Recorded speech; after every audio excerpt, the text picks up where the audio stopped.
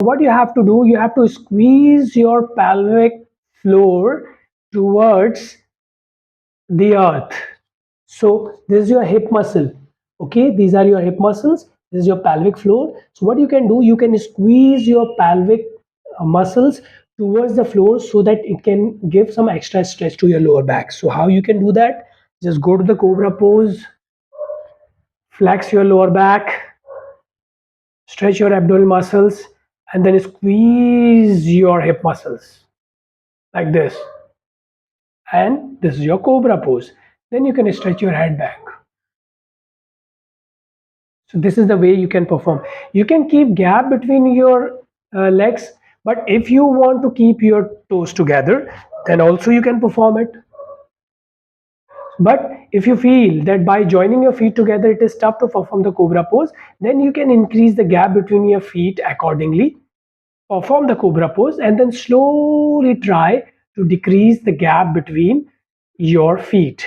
The lesser the gap, the intense the pressure will be on the lower back. So as a beginner, if you keep things easy and follow the process, and on the consistency, when you will work on any particular asana, a time will come when you will perform that asana 100% perfect. Okay, so this is the cobra pose. What are the benefits of cobra pose?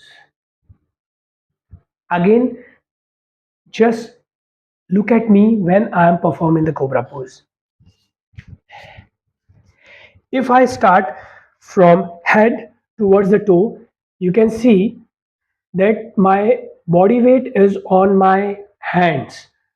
Okay, so this asana will help me to strengthen my arms, especially the wrist area. So my wrist will become stronger because my wrists are holding the weight of my torso, the upper part of my body. And we have radial arteries on both side of our wrist, so that radial artery will get toned and it will give massage to your heart. Why? Because your heart is connected with your wrist through radial artery. Okay, from where through which the pure blood comes towards your hands. This is the one benefit. Your wrist will become stronger, your elbows, your shoulder, your arms will become stronger. Your lower back, the lumbar area will get perfect massage and perfect stretch. So if you have weak lower back, it will become stronger. If you have any issue with digestion, it will give massage to your digestive organ cause you are stretching your abdomen area. Okay, we have the abdomen area is occupied by the saman vayu. Saman vayu is responsible for assimilation, digestion. So when you stretch your abdominal muscles, that saman vayu will get circulated around your abdominal muscles properly. The more it gets circulated, the better your digestive system will be. Except that we have digestive organ, we have large intestine, small intestine, pancreas, spleen, kidneys. All these organs will get massage. Except that when you are on cobra pose, it's a combination of flexibility and strength. So your arms are getting stronger, your back is getting flexed. Okay, except that it will also, you are contracting your pelvic floor, you are contracting your hip muscles. So the contraction capacity of your hip muscles will increase. So it will cause your pelvic floor works as a cushion for your lower back. So the better the functioning of your pelvic floor, it will help your lower back and your spinal cord to work properly. Okay, cause it, your pelvic floor saves your lower back from any outer jerk. Okay, that the jerk that body experiences when we walk, we sit, we run, we stand, we sit on the floor. So these are the all benefits we have from the cobra pose. Except that when we focus on the name of the asana, cobra is known for its poison. So it does not mean that this asana will make your body poisonous. No, the observer who invented the cobra pose must have observed the cobra when it must be calm, it must be in passive stage, it must be in relaxed mood, And then after observing cobra in its relaxed mood, that that inventor must have designed this asana. So here what you have to think, that if you perform the cobra pose on a regular basis, it will eliminate the poisonous aspect from your personality. It will make your body alkalic. It will detoxify your body. It will take all the acidic elements off from your body. And except that when cobra lifts its fang up, the whole pressure goes on its spinal cord, and the higher the cobra's range of lift, the stronger it shows this spinal cord. So when you're lifting your head off the floor, the higher you go, the stronger it will make your spinal cord. So this is called C. This is called lifted cobra pose. So you can also perform it. This is a normal cobra pose. This is baby cobra pose. I have also done research on cobra pose. So I have also designed defensive cobra pose, active cobra pose, relaxed cobra pose, that I'll show you when those asanas term will come. Okay. Now let's move to the another asana. Yeah, one more thing, the precautions.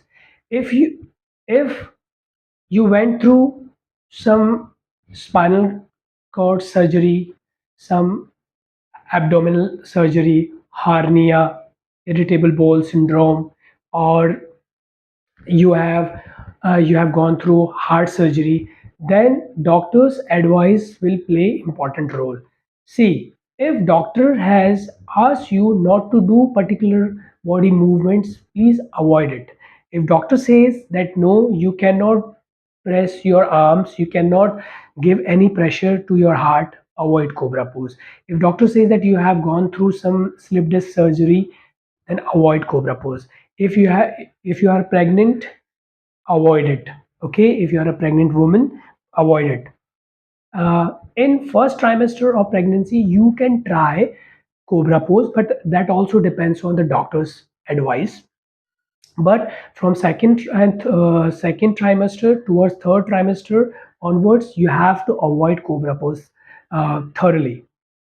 And except that, if you have gone through some back surgery, but doctor has put you on physiotherapy, and in that physiotherapy, you if that physio therapist says that you can perform the cobra pose, then the same cobra pose can work as a healing for your spine.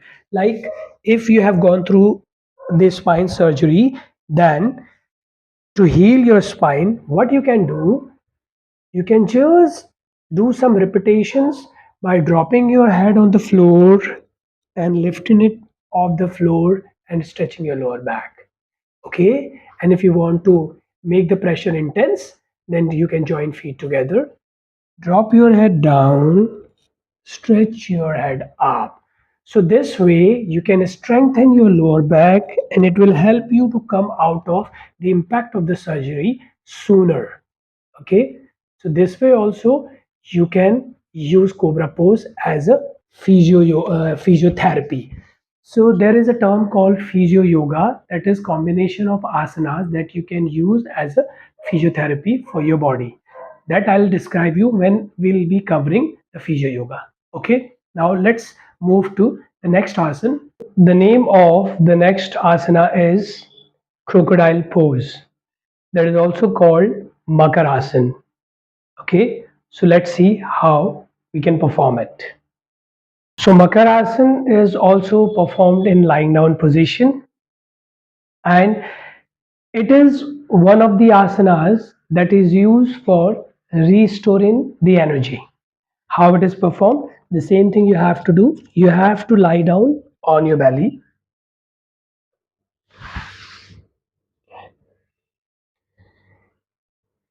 This is prone position.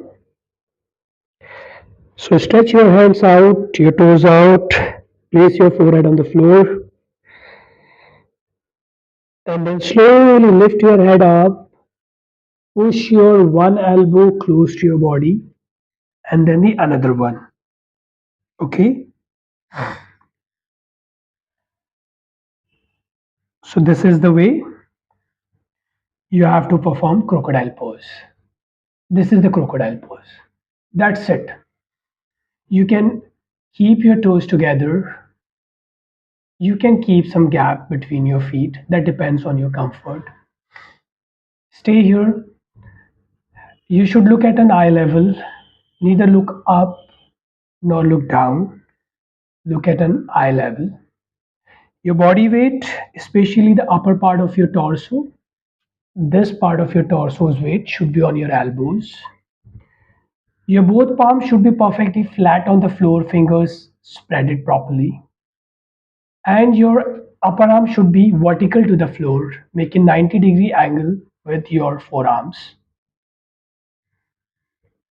This is the way you have to perform crocodile pose.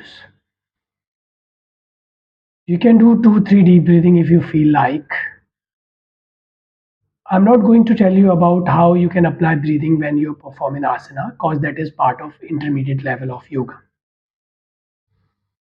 At a beginner's level, you just need to focus how to perform the asana as easily as possible. So this is crocodile pose. Okay. When you're performing crocodile pose, what you have to do, your focus should be on two parts of your back, lower part and the upper part.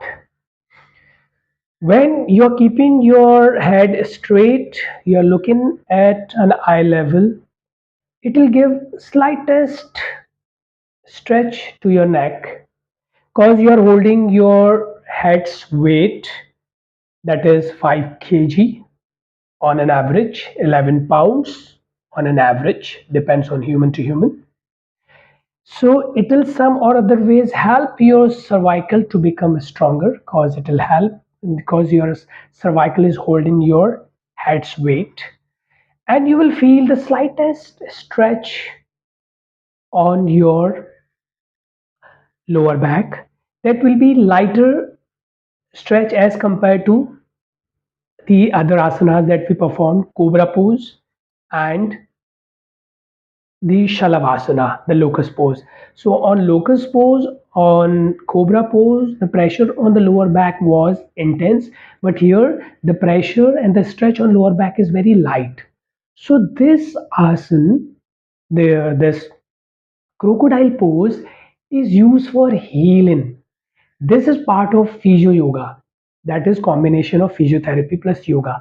If you have gone through any back injury, if you have gone through any surgery, heart surgery, if you have gone through any operation, if you are on your post pregnancy period where you deliver the baby and now you're working on your recovery, so if doctor prescribes you, you can go through the physiotherapy and you can do the basic yoga asanas. So this is one of those asanas that you can perform if you are recovering, you are working on your spinal cord recovery, and post pregnancy yoga you're working on your recovery from your heart surgery. So in that case you can perform crocodile pose. Okay, so just go there. So this is the way crocodile pose is performed. Okay, this is a very basic form of crocodile pose. It also has intermediate level and advanced level that we'll cover when we'll move to intermediate and advanced level. So we are working on basic level, so I'll show you only the basic asana.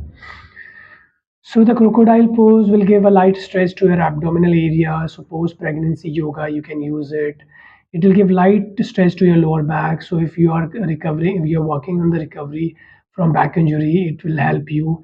If you have gone through heart surgery and doctor says that you can try some yoga, you can try this asana. Okay, it will also give some extra strength to your elbows. It is also good for the people who suffer from tennis elbow issues. Okay, and it will also give light massage to your cervical area. So if you have symptom of cervical arthritis or spondylitis, it will also help you to get rid of it and then come out of it.